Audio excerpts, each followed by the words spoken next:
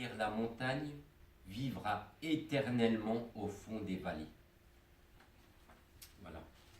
Donc je vais lire en arabe juste une partie de ce passage. Voilà, en hommage à ce poète, à ce grand poète, Abou Qasim El-Shed.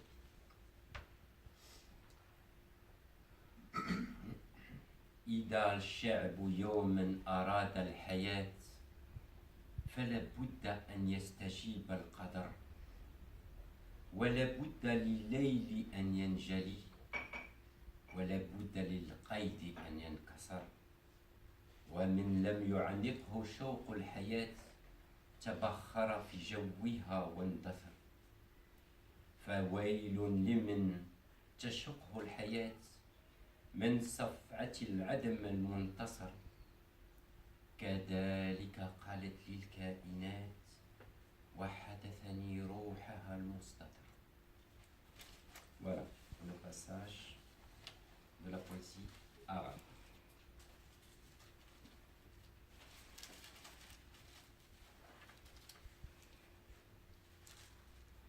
Donc, ce qui nous reste, c'est deux dernières poésies, les deux dernières, voilà, et puis on aura fini, qui ont été écrites entre 2015. La première poésie que je vais lire a été écrite en 2015 et la deuxième en 2016.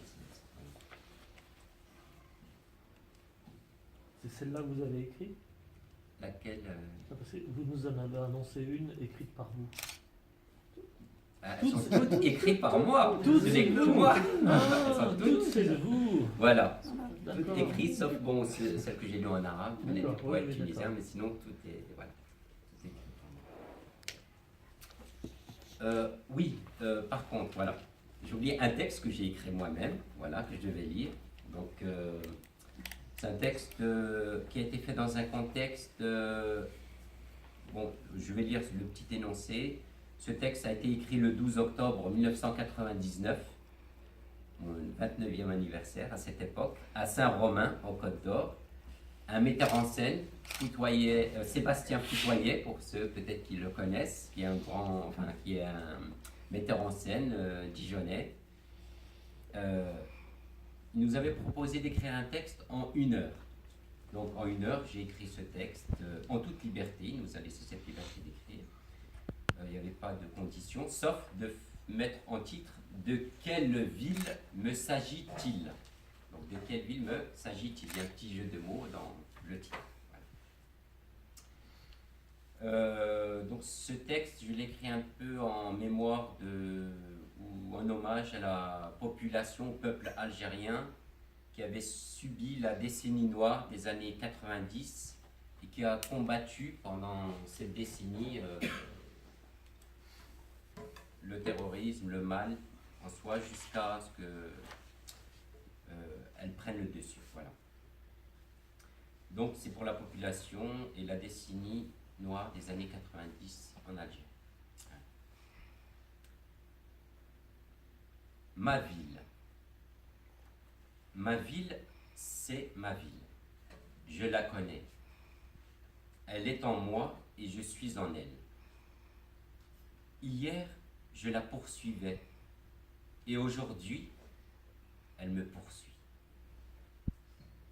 Dans cette ville, tout le monde se croise. On va à droite, à gauche, salam, ça va, et c'est l'infini. Ma ville a des étages.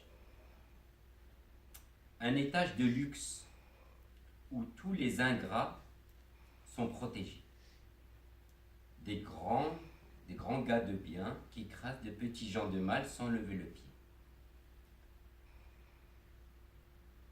Un autre étage est réservé à moi. Il y a 4 chambres. Une aussi triste que la tristesse. Une aussi moqueuse que l'ironie. Une aussi obscure que l'obscurité et la dernière, celle que je préfère, est celle où je ne peux entrer. Elle est impénétrable. Pourquoi? parce que je l'ai voulu. Il y a un énorme pont dans ma vie. Quand les petits gens le traversent, leur tête fonctionne comme des radars qui cherchent à détecter un objet volant. Au bout du pont, c'est l'étage le plus haut. En regardant, on dirait une ville qui se redresse pour crier sa douleur. Les feux rouges ne font pas partie du code de la route et n'organisent pas la circulation. Ils interdisent à qui se doit de circuler. Et quand les feux verts s'allument, c'est le piège, l'invitation à l'inconnu. Ma ville, elle est inconnue, méconnue et jamais reconnue. Qu'elle crève de vie ou qu'elle vive après toute cette vie. Quelqu'un m'a dit, on va construire un nouvel étage dans la ville. Oui, dans ma ville, on construit pour que ces enfants aient encore moins de choses. Ah mais oui, c'est cela. Voilà pourquoi ces enfants aiment détruire, détériorer, pulvériser, saccager, renverser, casser, éliminer, pour avoir plus de choses. Dans ma ville, il y a une grande mosquée, Ibn Badis, qui a toujours l'impact des balles. Quand je passe à côté, je me souviens d'une ville enflammée qui faisait peur à la peur et qui n'avait plus de vitesse jusqu'à ce que je ne la retrouve plus, ma ville à moi.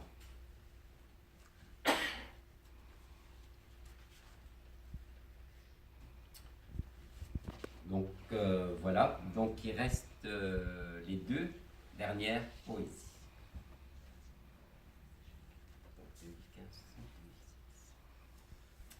Le titre, donc les jours d'autrefois.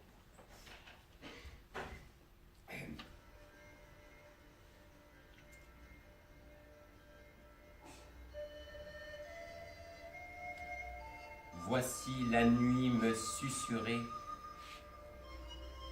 mon esprit se tourne vers mes jours, se forment des virages sans détour. Mon cœur ne veut plus les cloîtrer.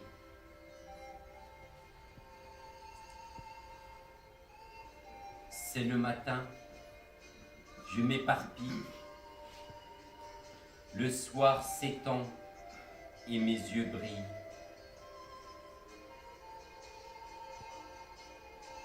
La nuit ouvre toutes ses grilles. Tout amour n'est que coquille.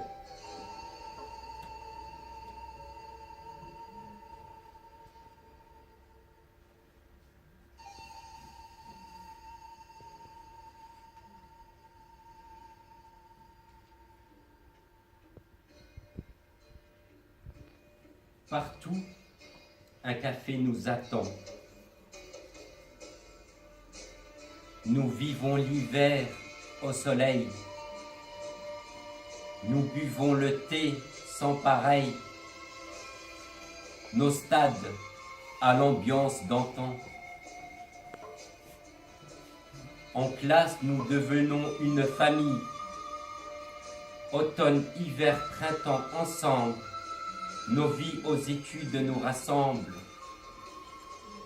Fin d'année, toutes nos larmes vacillent.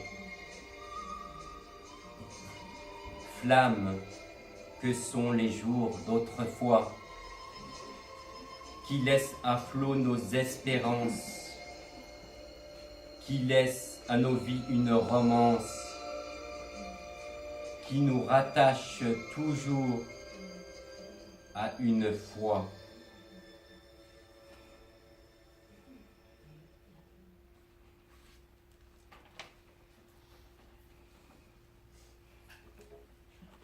dernière poésie, titre Élan d'un cœur.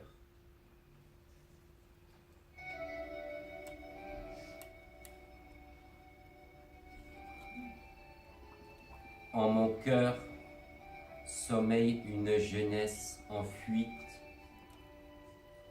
Oui, ivresse, tu me tiens jusqu'au désespoir. Beauté inconnue, tu t'es éclipsé un soir. Et depuis, le cœur n'a stoppé sa poursuite.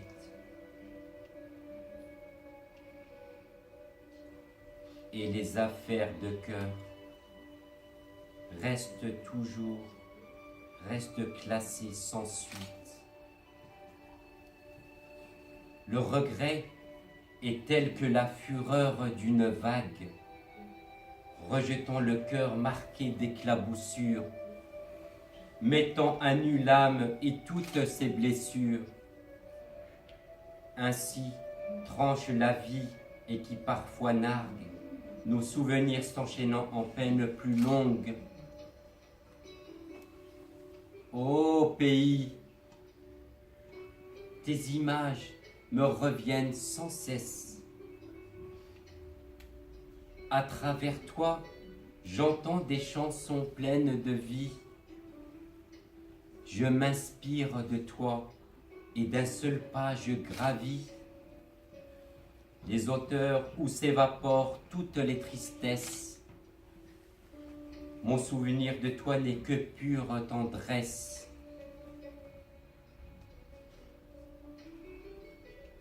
Ô cœur et âme, contemplez cet édifice. Sentez-vous la présence des êtres partis? Leur cœur parle toujours dans ce qu'ils ont bâti. Ô mémoire, n'oublie jamais leur sacrifice. L'élan d'un cœur est au-dessus des artifices.